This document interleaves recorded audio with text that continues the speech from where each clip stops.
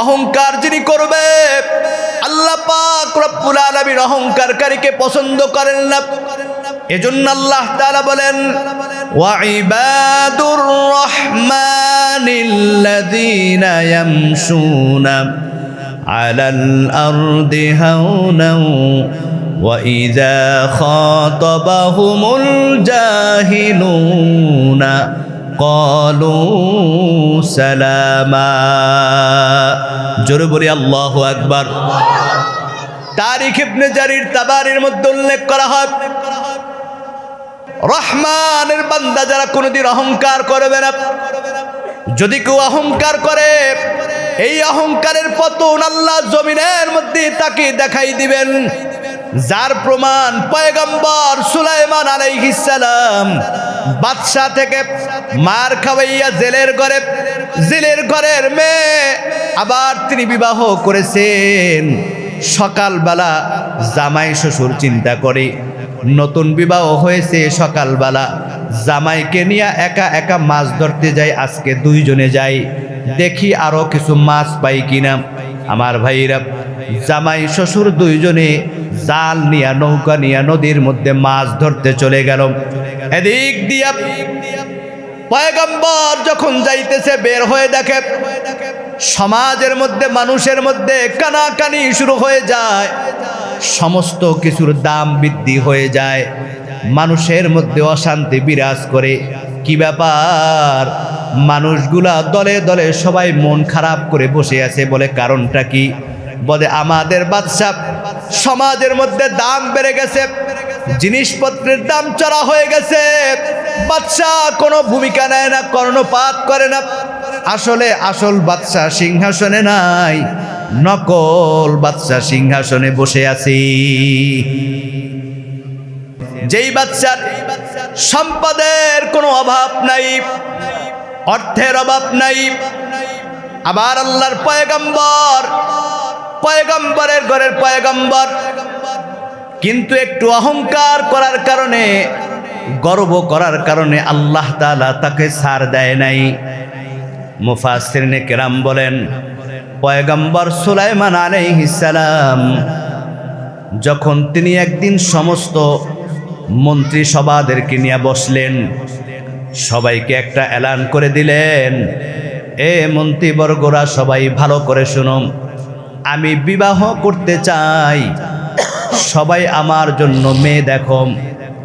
আমার ভাইরা পুরা মন্ত্রীবর্গ সবাই বলল পয়গম্বর আপনি বিবাহ করবেন, আপনার জন্য তো সাধারণ কোনো মেয়ে দেখা যাবে না, কোন কোয়ালিটি মেয়ে দেখতে হবে যদি একটু বলেন।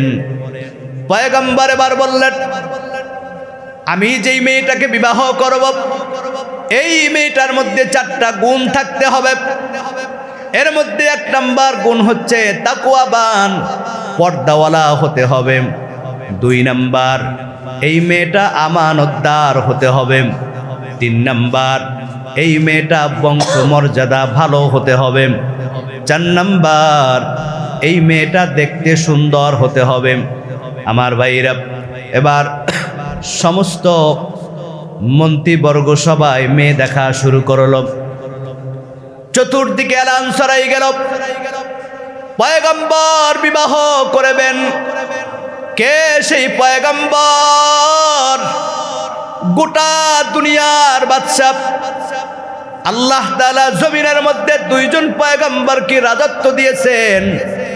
এর মধ্যে একজন হচ্ছে পয়গম্বর সুলাইমান আলাইহিস সালাম, দ্বিতীয়জন হচ্ছে পয়গম্বর যুলকারনাইন।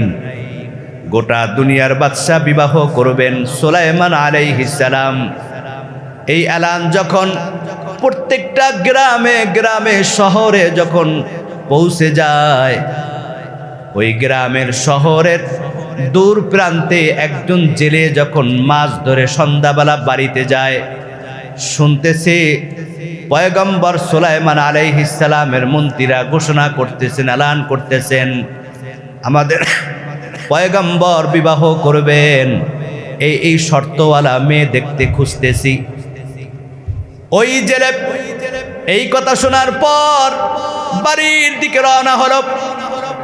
আর মনে মনে চিন্তা করে আল্লাহ তাআলা আমাকে একটা মেয়ে দিয়েছেন, এই মেয়েটা বড় তাকওয়াবান, পর্দাওয়ালা, আমানতদার, দেখতে অনেক সুন্দর, কিন্তু আমি তো গরিব জেলের ঘরে, চাইলে তো আর বাদশার সাথে সম্পর্ক হবে না। ওই জেলে বাড়িতে গিয়া মুখটা মলিন করে বসে আছে। স্ত্রী ডাক দিয়ে বলে, স্বামী আমার কেন মুখটা মলিন করে বসে আছেন? বলে, পয়গম্বর বিবাহ করবে, গোটা দুনিয়ার বাদশাহ, আমরা তো একজন সাধারণ জেলে, আমাদের মেয়েটা আমানতদার, পর্দাওয়ালা, তাকওয়াবান, সুন্দর, কিন্তু জেলে হওয়ার কারণে আমরা তো আর পয়গম্বরের সাথে আমার মেয়েটাকে বিবাহ দিতে পারবো না। স্ত্রী বলে, যদি আল্লাহ চায় আমার মেয়েটাকে যদি পয়গম্বরের কাছে বিবাহ দিতে পারতাম, তাহলে পয়গম্বরের খেদমত করে করে কিয়ামতের দিন আমরা আল্লাহর দরবারে নাজাতের আশা করতাম। ওই জেলে ডাক দিয়ে বলে, সাবধান, এই কথা আর মুখের মধ্যে আইনো না, যদি মন্ত্রীরা শুনে তোমাকে ধরে বাদশার কাছে নিয়ে যাবে। এদিক দিয়া ওই জেলের মেয়ে ডাক দিয়ে বলে, মা, আব্বু দেখছি মুখটা মলিন করে বসেছিল, কি হয়েছে মা, জানতে চাই।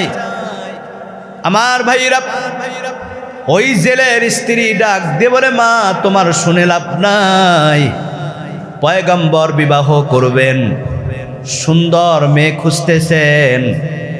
ও মা, তোমার মধ্যে সব গুণগুলো আছে, কিন্তু একটা গুণ নাই, সেটা হচ্ছে আমাদের বংশ মর্যাদা নাই, আমরা গরিব, চাইলে তো আর পারবো না। এই কথা শোনার পর ওই জেলের মেয়েটা ঘরের মধ্যে চলে গেল, আর আল্লাহর দরবারে ডাক দিয়ে বলে, মালিক, আয় আল্লাহ, তোমার পয়গম্বর বিবাহ করবি, আয় আল্লাহ, আমি আমানতদার, আল্লাহ সৌন্দর্য তুমি দিয়েছো, আল্লাহ আমি তোমাকে ভয় করি, আল্লাহ কোনোদিন আমি কোনো বেগানা পুরুষকে দেখি নাই, কোনো পুরুষ কোনোদিন আমাকে দেখতে পায় নাই, আয় আল্লাহ, যদি পয়গম্বরের স্ত্রী হতে পারতাম, তাহলে পয়গম্বরের খেদমত করে করে করে তার সেবা করি, কাল কিয়ামতের দিন আল্লাহর জান্নাতি হয়ে যাইতে পারতাম। এই বলে জেলের মেয়ে একটা চিঠি লিখছে বাদশার কাছে, বাদশাহ, আমি একজন সাধারণ জেলের ঘরে, কিন্তু বাদশাহ আমি সুন্দর, চরিত্রবান, আমানতদার, পর্দাওয়ালা, বাদশাহ যদি আপনি অনুমতি দেন আমি আপনার স্ত্রী হতে চাই। কয়েক মাস চলে গেল, বাদশাহ আবার মন্ত্রীবর্গদেরকে নিয়ে বসলেন, কি ব্যাপার, মেয়ের খবর কি? মন্ত্রীরা বলতেছে, বাদশাহ আপনি পয়গম্বরের ঘরের পয়গম্বর, আর যেই গুণ দিছেন, শর্ত দিছেন, এই শর্তওয়ালা কোনো মেয়ে আপনার প্রস্তাবে এখন পর্যন্ত কেউ আগ্রহ হয় নাই, তবে একটা মেয়ে চিঠি পাঠাইছে, তবে মেয়েটা সব ঠিক আছে, কিন্তু মেয়েটা জেলের ঘরে। আর একজন মন্ত্রী বলে, সর্বনাশ, একটা জেলের ঘরের মেয়ে হয়ে কিভাবে বাদশার সাথে, আমাদের পয়গম্বরের সাথে বিবাহর প্রস্তাব দেয়, এটা হতে পারে না।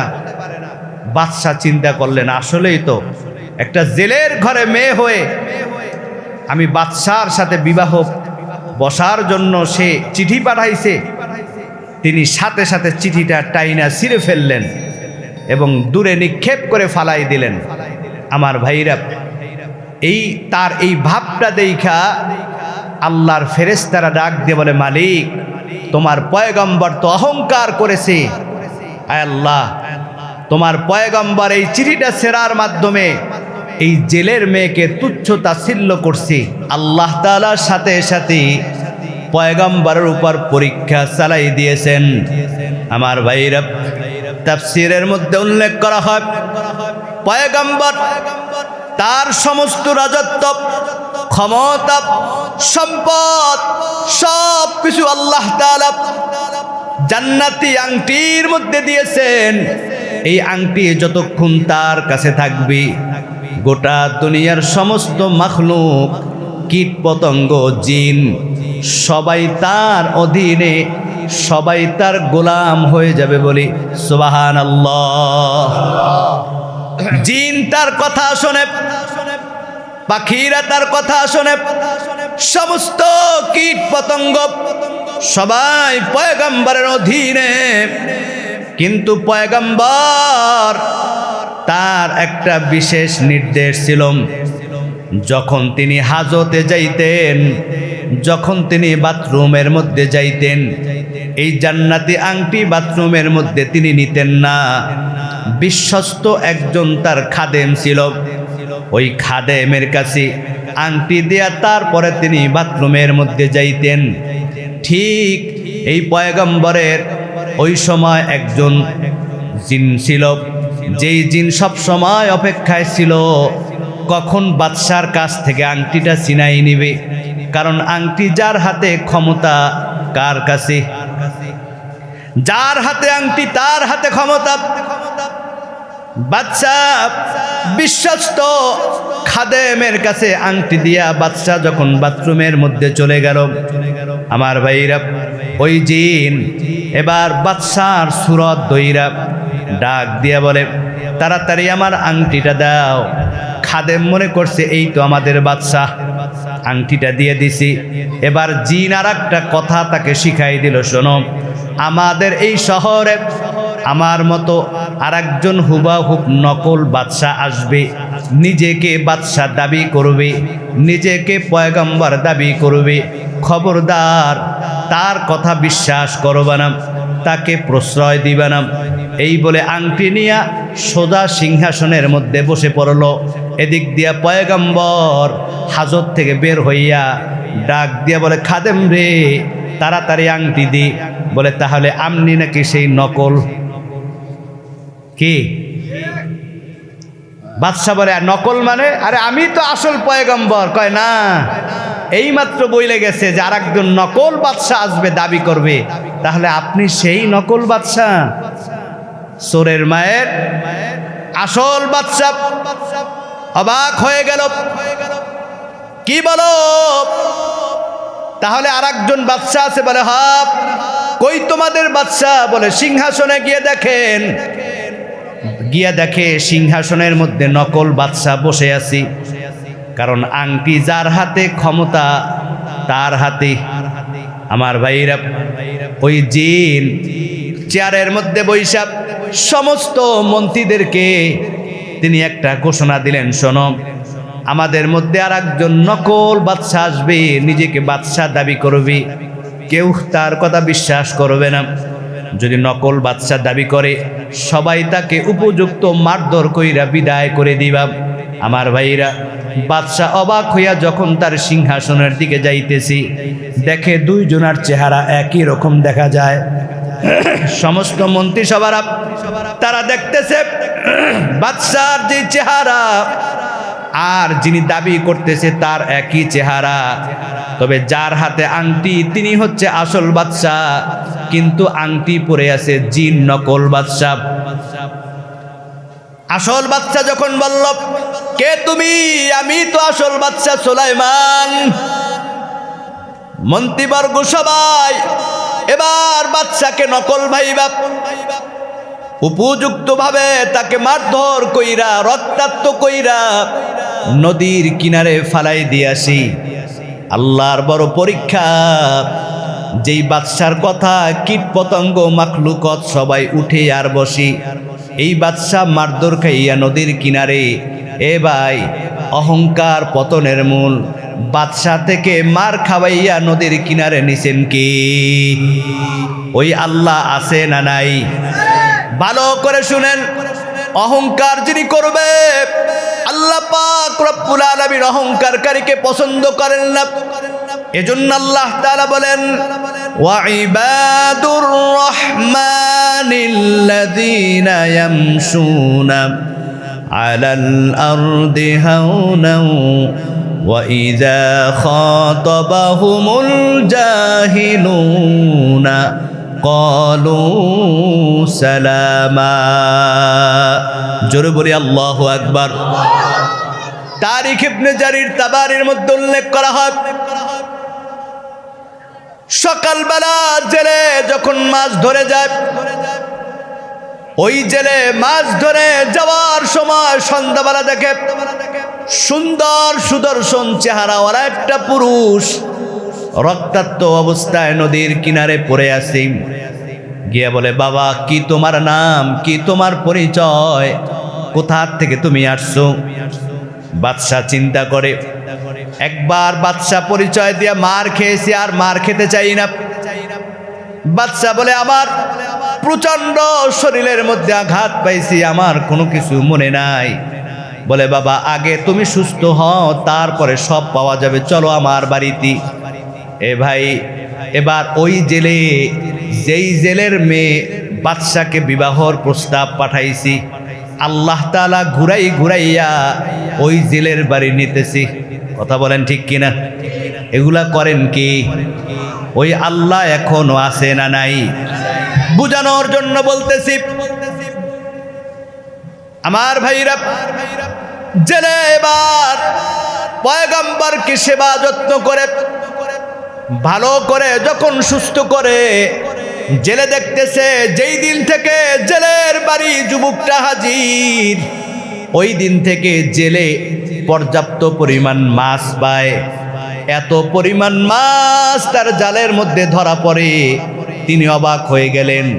কোন বরকতান আল্লাহর বান্দা আমার বাড়িতে আসছে, যার কারণে দিন দিন আমার বাড়িতে বরকত বেড়ে গেছি। ওই জেলে জানে না এ কোনো সাধারণ পুরুষ না, সাধারণ কোনো ছেলে না, ইনি হচ্ছে গোটা দুনিয়ার বাদশা, আল্লাহর পয়গম্বর হযরতে সুলাইমান আলাইহিস সালাম। বলি সুবহানাল্লাহ। আমার ভাইরা, দীর্ঘদিন পরে দেখতেছে এই যুবকটা আসার পর ঘরের মধ্যে বরকত বেড়ে গেছে, রহমত বেড়ে গেছে, জালের মধ্যে মাছ ধরা পড়ে। ওই যুবক চিন্তা করে, আমিও তো এখানে থাকতেছি, কোথায় যাব, কি করব?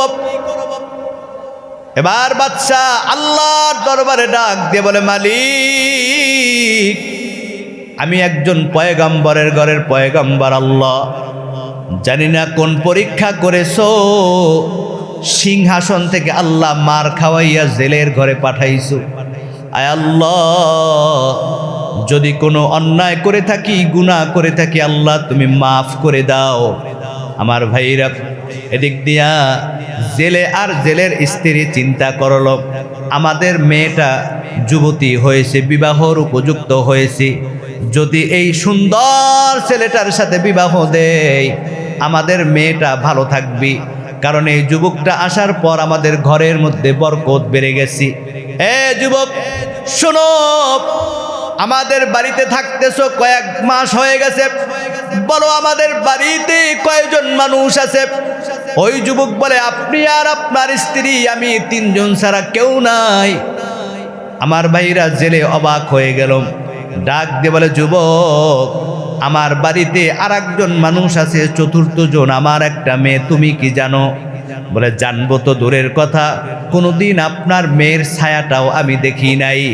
এবার জেলে ডাক দিয়ে বলে, যুবক তোমাকে একটা প্রস্তাব দিতে চাই, আমার একটা মেয়ে আছে, দেখতে সুন্দর, আমানতদার, চরিত্রবান, তাকওয়াবান, পর্দাওয়ালা। এ যুবক, কোনোদিন কোনো পুরুষ আমার মেয়েকে দেখে নাই, আমার মেয়েও দেখে নাই, তুমি যদি আমার মেয়েটাকে বিবাহ করো, আমরা অনেক ধন্য মনে করব। এবার বাদশা চিন্তা করে, যেহেতু আমার বিবাহ করতে হবে, থাকতে হবে, আমি কোথায় গিয়ে আশ্রয় নিব, কোথায় থাকব? যা করে আল্লাহ, আল্লাহর উপর তিনি ভরসা করে রাজি হয়ে গেলেন। পরের দিন বিবাহ হয়ে গেল, কিন্তু যেই দিন বিবাহ হয়েছে তাফসীরের মধ্যে উল্লেখ করা হয়, ওই দিন তাদের বাসর হয় নাই। পরের দিন ফুলসজ্জার রাত, সকালবেলা এখন আর যুবক আর জেলে নাই, দুইজনে জামাই এবং শ্বশুর জোরে আওয়াজ করে বলি আল্লাহু আকবার। এগুলা সব করতেছেন কি? ভালো করে বুঝে রাখেন, রহমানের বান্দা যারা কোনোদিন অহংকার করবে না। যদি কেউ অহংকার করে, এই অহংকারের পতন আল্লাহ জমিনের মধ্যে তাকে দেখাই দিবেন। যার প্রমাণ পয়গম্বর সুলাইমান আলাইহিস সালাম বাদশা থেকে মার খাওয়াইয়া জেলের ঘরের মেয়ে আবার তিনি বিবাহ করেছেন। সকালবেলা জামাই শ্বশুর চিন্তা করে, নতুন বিবাহ হয়েছে, সকালবেলা জামাইকে নিয়ে একা একা মাছ ধরতে যাই। আজকে দুইজনে যাই, দেখি আরো কিছু মাছ পাই কিনা। আমার ভাইরা, জামাই শ্বশুর দুইজনে জাল নিয়া, নৌকা নিয়া নদীর মধ্যে মাছ ধরতে চলে গেল। এদিক দিয়া পয়গম্বর যখন যাইতেছে, বের হয়ে দেখে সমাজের মধ্যে, মানুষের মধ্যে কানাকানি শুরু হয়ে যায়, সমস্ত কিছুর দাম বৃদ্ধি হয়ে যায়, মানুষের মধ্যে অশান্তি বিরাজ করে। কি ব্যাপার? মানুষগুলা দলে দলে সবাই মন খারাপ করে বসে আছে। বলে কারণটা কি? বলে আমাদের বাদশা, সমাজের মধ্যে দাম বেড়ে গেছে, জিনিসপত্রের দাম চড়া হয়ে গেছে, বাদশা কোনো ভূমিকা নেয় না, কর্ণপাত করে না।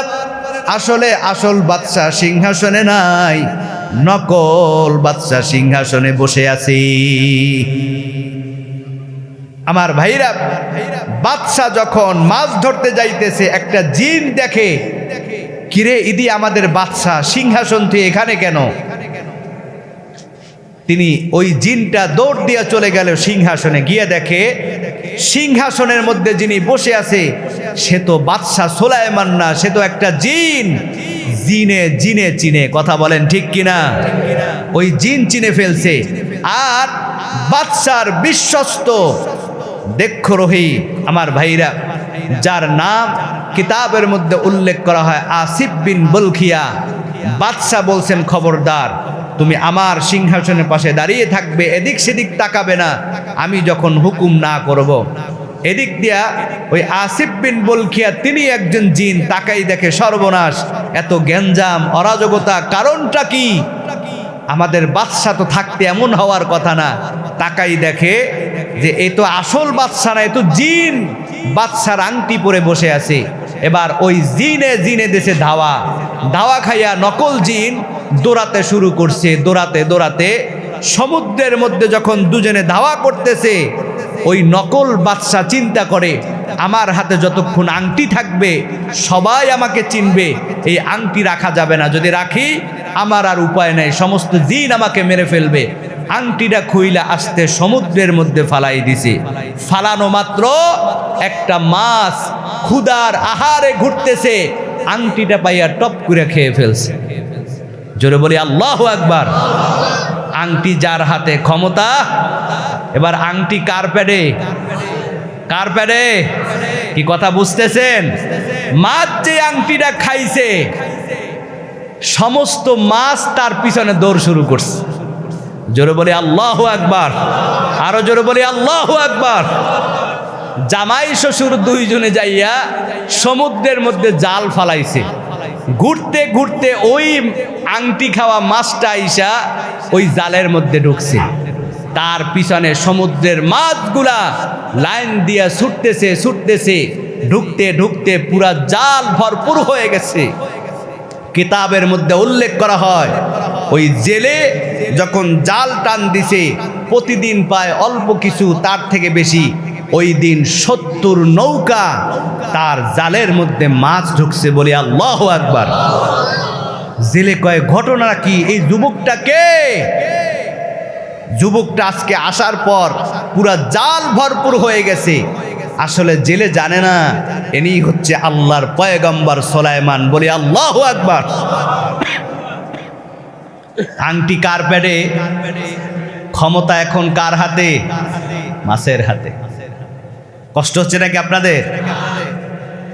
আমার ভাইরা, জেলে এবার খুশি। মাছ ধইরা সমস্ত মাছগুলা বিক্রি করল। যেই বড় মাছটা সর্বপ্রথম জালের মধ্যে ঢুকছে, এই মাছটা দেখে বড় পছন্দ হয়ে গেছে। আজকে আমার মেয়ের বিবাহ, জামার সামনে কি দিব? এই মাছটা বিক্রি করা যাবে না। মাছটাকে ধইরা বাড়ির মধ্যে নিয়ে গেলাম। জেলে ডাক দিয়া বলে, মা, আজকে তোমার বিবাহ, তোমার আজকে বাসর হবে। আমি চাই এই মাছটাকে তোমার নিজ হাতে রান্না কইরা তোমার স্বামীর কাছে তুমি আজকে হাজির করবা। ইতিহাস অনেক লম্বা, তাফসীরের মধ্যে উল্লেখ করা হয়, ওই মেয়েটা মাছ যখন কুটতে গেছে, কুটতে গিয়ে দেখে মাছের পেটের মধ্যে জান্নাতি আংটি দেখা যায়। মেয়েটা অবাক হয়ে গেল, মাছের পেটে আংটি। মনে মনে চিন্তা করে, আজকে আমার স্বামীর সাথে প্রথম আমার পরিচয়, আমি গরিব স্বামীকে কি হাদিয়া দিব? এই মাছের আংটিটা আমার স্বামীর কাছে আজকে আমি হাদিয়া দিব। ঘুরাইয়া যাচ্ছেনি, এগুলা নিতেছেন কে? আল্লাহ তাআলা বলেন, ওয়াইবাদুর রহমানিল্লাযীনা ইয়ামশুনা আলাল আরদি হাওনা। আল্লাহু আকবার। আমার ভাইরা, রাত্রবেলা পয়গম্বর যখন বাসর ঘরে চলে গেল, স্ত্রীকে ডাক দিয়ে বলে, স্ত্রী, আজ তুমি আমার স্ত্রী, তোমার স্বামী, তবে তোমার কাছে একটা কথা জানতে চাই। ওই স্ত্রী, বলো, তুমি কোনোদিন কারো সাথে প্রেম করছনি? কি কোনো ছেলেকে তুমি কোনোদিন পছন্দ করেছো, ভালোবাসছো? আমাদের যুগে যদি কোনো মেয়েকে স্বামী জিজ্ঞাসা করবে, আমি এগুলো চিনি না, অথচ পুরা দেশ ভাইজা খাওয়া শেষ, আছে না নাই? আমার ভাইরা, ওই জেলের মেয়ে ডাক দিয়ে বলে, স্বামী আমার, যেহেতু জিজ্ঞাসা করেছেন, আপনার শুনে লাভ নাই, আপনি আমার স্বামী, আমি আপনার স্ত্রী। এবার পয়গম্বর বলে, স্ত্রী বলো, আমি তোমার কথার যথার্থ মর্যাদা দিব, বলো তুমি। ওই জেলের মেয়ে ডাক দিয়ে বলে, স্বামী আমার, কয়েক মাসের আগের ঘটনা, আমি একটা ছেলেকে বড় পছন্দ করি, তার প্রেমে পড়ে গেছি। তবে আমার এই প্রেম ভালোবাসা দুনিয়ার জন্য না, আমার এই ভালোবাসা আল্লাহর জন্য। কারণ আমি যার প্রেমে পড়েছি তিনি দুনিয়ার কোনো সাধারণ মানুষ না, তিনি হচ্ছেন আমাদের পয়গম্বর। আমাদের পয়গম্বর বিবাহ করবেন, বিবাহর জন্য তিনি প্রস্তাব দিয়েছেন। কিন্তু আমি সব গুণগুলা আছে, একটা গুণ নাই, আমি গরিব জেলের মেয়ে। কিন্তু স্বামী আমার, যখন আমি প্রস্তাব দিয়েছি, আমার এই প্রস্তাবখানা বাদশা তিনি তুচ্ছ করে গরিব বলে তিনি ছিঁড়ে ফেলছে। কিন্তু স্বামী আমার, আমার দিলের মধ্যে কোনো আফসোস নাই। আজকে থেকে আপনি আমার সুলাইমান, আপনি আমার ভালোবাসার মানুষ, আপনি আমার স্বামী। আমি আপনার খেদমত করতে করতে আল্লাহর জান্নাত পর্যন্ত যাইতে চাই। পয়গম্বর অবাক হয়ে গেলেন, এ দিয়ে আমার কথা কয়। ও স্ত্রী, কি বলো? বলো, হ্যাঁ সত্য বলতেছি, আমি আর বাদশাকে চাই না। আমি আজকে থেকে আপনি আমার সুলাইমান, আপনি আমার স্বামী, আপনাকে দেওয়ার মতো আমার কিছু নাই। তবে আপনাকে আমি ভালোবাসবো আল্লাহর জন্য। আর আমার কাছে একটা আংটি আছে, এই আংটিটা আপনাকে আজকে আমি হাদিয়া দিতে চাই। যখন জেলের মেয়ে আংটিটা বের করে বাদশার হাতের মধ্যে পরাই দেয়, বাদশা তাকাই দেখে এই সেই আংটি, যেই আংটির কারণে আল্লাহ তাকে রাজত্ব দিয়েছেন। আবার এই আংটির কারণে রাজত্ব থেকে তিনি বাহির হয়ে গেছেন। বাদশা আংটি করার পর সাথে সাথে সিজদার মধ্যে পড়ে যায়, আল্লাহর দরবারে ডাক দিয়ে বলে, মালিক, আয় আল্লাহ তোমার মতো রহমান কেউ নাই। আয় আল্লাহ আমি বুঝতে পারি নাই, আমার বড় ভুল হয়েছে আল্লাহ। একটা জেলের মেয়ে বিবাহর প্রস্তাব দিয়েছে, আল্লাহ জেলের মেয়ে হওয়ার কারণে আমি বড় তুচ্ছ করেছি, তার চিঠি ছিঁড়ে ফেলছি। আল্লাহ তুমি নারাজ হয়ে গেছো। আল্লাহ তুমি নারাজ হইয়া বাদশাহী থেকে আল্লাহ তুমি সিনাই নিয়া ঘুরাইয়া জেলের ঘরে তুমি পাঠাইছো। যেই মেয়েকে তুচ্ছ করেছি ওই মেয়ের স্বামী আল্লাহ তুমি বানাইছো। আয় আল্লাহ আমার বড় ভুল হয়ে গেছে, আমি অহংকারী হয়ে গেছিলাম, আল্লাহ তুমি মাফ করে দাও। এই বলে পয়গম্বর সুলাইমান আলাইহিস সালাম তিনি অজ্ঞান হয়ে গেলেন। আমার ভাইরা, ওই জেলের মেয়ে চিন্তায় পড়ে গেল, কি হলো? আংটি পরানোর পরে তিনি অজ্ঞান হয়ে গেলেন, সাথে সাথে আংটিটা খুলে ফেললেন। আংটি খোলার পর আবার যখন তিনি হুঁশ ফিরে আসলো, পয়গম্বর সুলাইমান আলাইহিস সালামের সব কিছু স্মরণে চলে আসলো। এদিক দিয়া আসল পয়গম্বর নাই, নকল পয়গম্বরও নাই, সমস্ত জিন্নাতরা জেনে ফেলছে আমাদের আসল পয়গম্বর প্রথম যাকে আমরা মেরেছি। সমস্ত গোটা শহরের মানুষ জিন সবাই পয়গম্বরকে খুঁজতেছি। খুঁজতে খুঁজতে ওই জেলের বাড়ি সবাই চতুর্দিকে ঘেরাও করে দাঁড়িয়ে আছি। জেলের মেয়ে অবাক হয়ে গেল, বাদশার মন্ত্রীরা কেন আমার বাড়িতে? আরো আশ্চর্য হয়ে গেল। এবার পয়গম্বর ডাক দিয়ে বলে, স্ত্রী, যেই পয়গম্বরকে বিবাহ করার জন্য তুমি আল্লাহর দরবারে দোয়া করেছো, ও স্ত্রী ভালো করে শুনে রাখো, আল্লাহ তাআলা ওই পয়গম্বরকে গরিব বানাইয়া তোমার ঘরে আইনা আল্লাহ তাআলা তোমার স্বামী বানাই দিছি। আবার আল্লাহ তাআলা ওই আংটিটা তোমার মাধ্যমে আমার হাতে দিয়া আল্লাহ তাআলা আবার রাজত্ব দান করছি। আল্লাহু আকবার।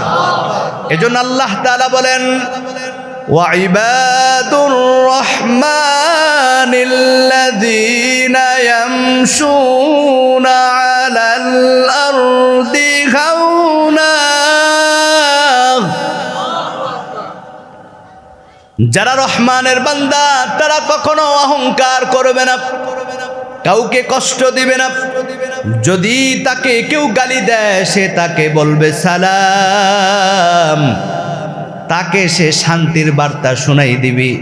আমার ভাইরা, 2 নাম্বার রহমানের বান্দা যারা হবে তাদের গুণ হচ্ছে, আল্লাহ তাআলা বলেন, ওয়াল্লাযীনা ইয়াবিতুনা লিরাব্বিহিম সুজ্জাদান ওয়া কিয়ামা। আল্লাহু আকবার। রহমানের বান্দা যারা, তারা রাত্রবেলা সিজদায় পড়ে আল্লাহর কাছে দোয়া করবে, আল্লাহর দরবারে ইবাদতের মধ্যে কাটিয়ে দিবে।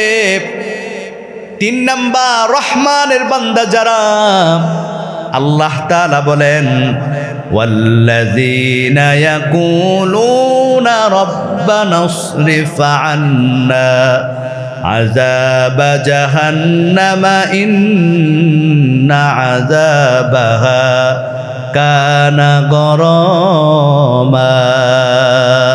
জোরে আওয়াজ করে বলি আল্লাহু আকবার। আল্লাহর হাবিব বলেন, রহমানের বান্দা যারা দুনিয়ার মধ্যে নম্রভাবে চলে, অহংকার করে না, গর্ব করে না, ইবাদতের মধ্যে কাটিয়ে দেয়, আর আল্লাহ তাআলার কাছে পানা চায়, আল্লাহ তোমার জাহান্নাম থেকে আল্লাহ তুমি হেফাজত করো, মুক্তি দাও, আল্লাহ তোমার শাস্তি থেকে আল্লাহ তুমি হেফাজত করো। বান্দা যখন আল্লাহর দরবারে গুনাহ করার পর, অপরাধ করার পর আল্লাহর দরবারে ক্ষমা চায়, আল্লাহ পাক রব্বুল আলামিন ঘোষণা দিলেন, ইন্নাহু হুয়াল গফুরুর রহিম।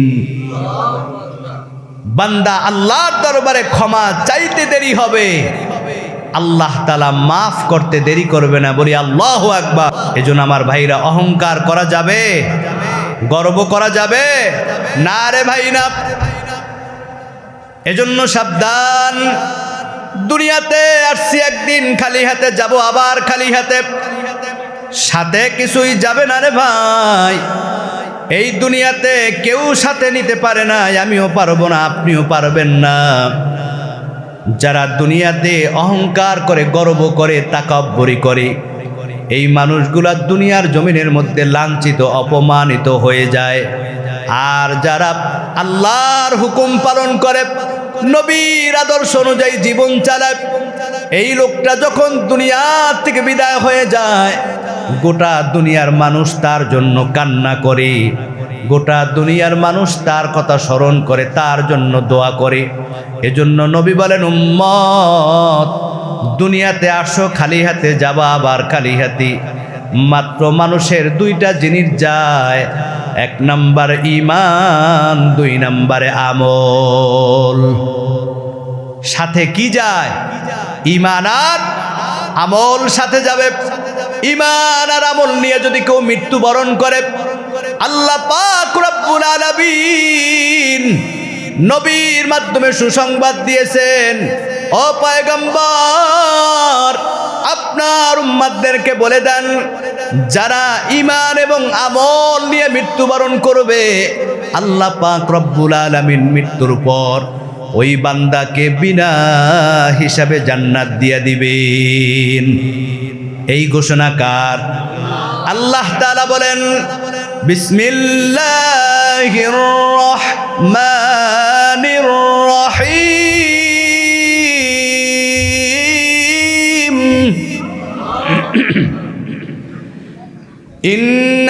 ইন্নাল্লাযীনা আমানু ওয়া আমিলুস সালিহাতি কানাত লাহুম জান্নাতুল ফিরদাউসি নুজুলা খালিদিনা ফিহা লা ইয়াবগুনা আনহা হিওয়ালা। আল্লাহু আকবার। ঈমান আর আমল নিয়ে যারা মৃত্যুবরণ করবে, আল্লাহ তাআলা বলেন, ও পয়গম্বর সুসংবাদ শুনাই দেন আপনার বান্দাকে। ইন্নাল্লাযীনা আমানু, আল্লাহর উপর যারা ঈমান আনবে, ওয়া আমিলুস সালিহাত, আর যারা নেক আমল করবে, আল্লাহ তাআলার সমস্ত হুকুমগুলা পালন করবে, এই লোকটা যখন দুনিয়া থেকে বিদায় হয়ে যাবে, আল্লাহর হাবিব বলেন, আল্লাহ পাক রব্বুল আলামিন মৃত্যুর পর এই বান্দাকে কানাত লাহুম জান্নাতুল ফিরদাউসি নুজুলা, আল্লাহ তাআলা জান্নাতের শ্রেষ্ঠ ঘর ফিরদাউসের মেহমান আল্লাহ তাকে বানাই দিবেন। শুধু জান্নাতের মালিক বানাবে না, জান্নাতের মেহমান আল্লাহ বানাবে না। আল্লাহ তাআলা বলেন, খালিদিনা ফিহা লা ইয়াবগুনা আনহা হিওয়ালা, আল্লাহ বান্দাকে ওই জান্নাতের মধ্যে একবার ঢুকাইবে, ওই জান্নাত থেকে আর কোনো দিন বের হওয়া লাগবে না। আল্লাহু আকবার। আল্লাহর জান্নাতে যাইতে চাই কি চাই না? আমার ভাইরা, আল্লাহর জান্নাতে যাইতে হইলে গুণ লাগবে কয়টা? এক নাম্বার ঈমান, দুই নাম্বার আমল। কিন্তু আজকে আপনার আমার ঈমান নাই, আমলও নাই, কি নিয়ে আল্লাহর সামনে হাজির হব রে ভাই? নবীজি সাল্লাল্লাহু আলাইহি ওয়াসাল্লাম বলেন, যখন কোনো আমার উম্মত দুনিয়া থেকে বিদায় হয়ে যায়, সমস্ত আমলের দরজাগুলা বন্ধ হয়ে যায়। তিনটা রাস্তা যদি চালু রেখে যায়, মৃত্যুর পর আল্লাহ তাআলা ওই তিনটা রাস্তা দ্বারা কিয়ামত পর্যন্ত আল্লাহ তার কবরের মধ্যে সব পৌঁছাই দিবেন। কয়টা রাস্তা? আরো জোরে বলেন। এ ভাইরা আমার, দুনিয়ার মধ্যে চিরন্তন সত্য হচ্ছে মৃত্যু হবে, কোনো সন্দেহ নাই। তবে মৃত্যুটা কখন হবে কারো জানা নাই। কখন মালাকুল মউত সামনে হাজির হয়ে যায় জানি না। কার জন্য দোকানে দাফনের কাফন হাজির জানি না, কার জন্য মসজিদের খাট অপেক্ষা করতেছি। আমার ভাইরা, এজন্য মৃত্যুর জন্য প্রস্তুত নাও, মৃত্যুর কথা স্মরণ করো। কারণ মালাকুল মউত যদি আপনার আমার দরজায় হাজির হয়ে যায়, এই গুনাহ নিয়ে যদি মৃত্যুবরণ করি, ঈমান নাই, আমল নাই, আল্লাহর জাহান্নাম ছাড়া কোনো উপায় নাই। দুনিয়ার মায়া করে করে জীবনটা শেষ করে দিলা। সারাটা দিন যেই সংসারের ব্যস্ততায়, যেই ছেলেমেয়ের মায়ায় তুমি সকাল থেকে সন্ধ্যা পর্যন্ত ড্রাইভারি করো, মৃত্যুর পরে এই যত টাকা কামাইছে কবরে যাবে। কি বলেন, যাবে? যেই মা আজকে তুমি সারাটা দিন কষ্ট করে আগুনের কাছে বসে বসে রান্না করতে করতে জীবনটা পার করে দিলা, যেই স্বামীকে খাওয়াইলা, সন্তানকে খাওয়াইলা, বলেন তো মৃত্যুর পরে একদিন স্বামী তার খাটের পাশে রাখবে? সন্তান থাকবে? থাকবে না রে ভাই। এজন্য সাবধান, গুনাহমুক্ত জিন্দেগি নিয়ে নাও, ঈমান আর আমলটা তৈরি করে নাও। যদি ঈমান আর আমল নিয়া নেক আমল করে যদি মৃত্যুবরণ করতে পারো, আল্লাহ পাক রব্বুল আলামিন বলেন ওই মৃত্যুর পর আল্লাহ তোমাকে আমাকে বিনা হিসাবে জান্নাত দান করে দিবে। আমার ভাইরা, এজন্য নবীজি সাল্লাল্লাহু আলাইহি ওয়াসাল্লাম বলেন, আদ-দুনিয়া সিজনুল মুমিন ওয়া জান্নাতুল কাফির। এই দুনিয়াটা কারো জন্য বালাখানা, আবার কারো জন্য দুনিয়াটা জেলখানা। এজন্য আমার ভাই নবীজি সাল্লাল্লাহু আলাইহি ওয়াসাল্লাম বলেন, তিনটা রাস্তা যদি কেউ চালু রেখে যায়, ক্বালা ইযা মাতাল ইনসানু ইনকাতা আমালুহু ইল্লা মিন সালাসিন। নবী বলেন মৃত্যুর সময় সমস্ত আমলের দরজা বন্ধ হয়ে যায়। তিনটা রাস্তা যদি কেউ চালু রেখে যায়, আল্লাহ তাআলা ওই তিনটা রাস্তা দ্বারা মৃত্যুর পর ওই বান্দার কবরের মধ্যে কিয়ামত পর্যন্ত সব পৌঁছাই দিবেন। এজন্য আমার ভাইরা, এর মধ্যে এক নাম্বার হচ্ছে সাদাকাতিন জারিয়াতিন। দুনিয়ার জমিনের মধ্যে যারা দান এবং সদকা করবে, আল্লাহর হাবিব বলেন এই দান এবং সদকার কারণে যখন এই মানুষটা দুনিয়ার থেকে বিদায় হয়ে যাবে, মসজিদে দান করেছে, মাদ্রাসায় করেছি, যতদিন পর্যন্ত মসজিদ মাদ্রাসায় আমল হবে, ইবাদত হবে, আল্লাহর হাবিব বলেন সাদাকাতিন জারিয়াতিন। এই মানুষটা মৃত্যুবরণ করবে কিন্তু দানের কারণে এই প্রতিষ্ঠানগুলো আমল চলতে থাকবে, চলতে থাকবে। মসজিদে আমল কিয়ামত পর্যন্ত হবে, মাদ্রাসায় কিয়ামত পর্যন্ত আমল হবে। আল্লাহ তাআলা এই আমলের প্রতিদান, যত ছাত্ররা কোরআন তেলাওয়াত করবে, যত মুসল্লিরা ইবাদত করবে, তার এই দানের কারণে কিয়ামত পর্যন্ত এই আমলের সব আল্লাহ তাআলা ওই দানকারীর কবরের মধ্যে আল্লাহ পৌঁছাই দিবেন। দুই নাম্বার, আও ইলমিন ইউনতাফাউ বিহি। দুনিয়ার জমিনে যারা ইলমে দ্বীন শিখে, ইলমে দ্বীন শিখায়, আল্লাহর হাবিব বলেন দুনিয়ার মধ্যে সর্বশ্রেষ্ঠ মানুষ খায়রুকুম মান তাআল্লামাল কুরআনা ওয়া আল্লামা। যে কোরআন শিক্ষা করে এবং কোরআন শিক্ষা দেয়। ছাত্র যখন শিক্ষককে শিখায়, আমার ভাইরা, প্রত্যেকটা হরফে আল্লাহ তাআলা 10টা করে নেকি দেন। কুল্লু আমাল ইবনে আদম ইউদাফুল হাসানাতু বিআশরি আমসালিহা। আল্লাহ তাআলা প্রত্যেকটা আমলে এক এক করে 10টা করে নেকি বাড়াই দেন। এই 10টা করে নেকি হয় প্রত্যেকটা হরফে। ছাত্র যখন আমল করে প্রত্যেকটা হরফের নেকি আল্লাহ তাআলা ওই শিক্ষকের আমলনামায় মৃত্যুর পরে কবরের মধ্যে আল্লাহ তাআলা পৌঁছাই দেন। 3 নাম্বার, আওয়ালাদিন সালিহিন ইয়াদউ লাহু। নবী বলেন উম্মতের দল দুনিয়ার জমিনে যারা একটা নেককার সন্তান রেখে যাবে, কোরআনের হাফেজ বানাবে, আলেম বানাবে, দিনদার বানাবে, এই সন্তান যখন দুনিয়ার জমিনে বসে ইবাদত বন্দেগী করবে, আল্লাহর দরবারে সন্তান যখন হাত তুলে দোয়া করবে, আল্লাহ পাক রব্বুল আলামিন বলেন ওই সন্তানের দোয়ার বিনিময় আল্লাহ তাআলা তার মা বাবার কবরের আযাবগুলা মাফ করে দিবেন।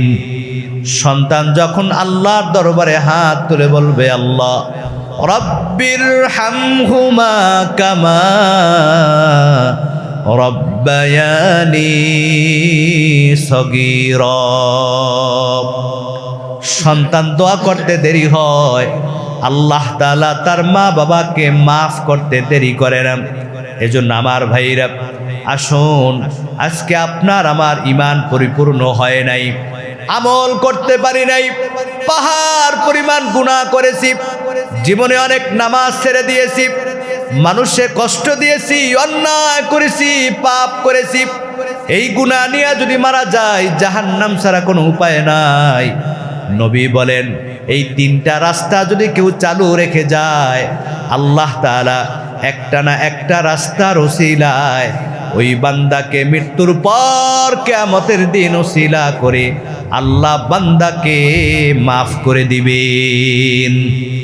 এজন্য আমার ভাইরা আসুন, আজকে এই মদিনাতুল মুনাওয়ারা মাদ্রাসা এতিমখানায় এই যে মাহফিল হচ্ছে, বড় গর্বের বিষয় হচ্ছে আজকে এই মাহফিলে এই মাদ্রাসায় ছাত্রদের দস্তারবন্দি করা হবে। আমার ভাইরা এটা বড় আমাদের জন্য নেয়ামত।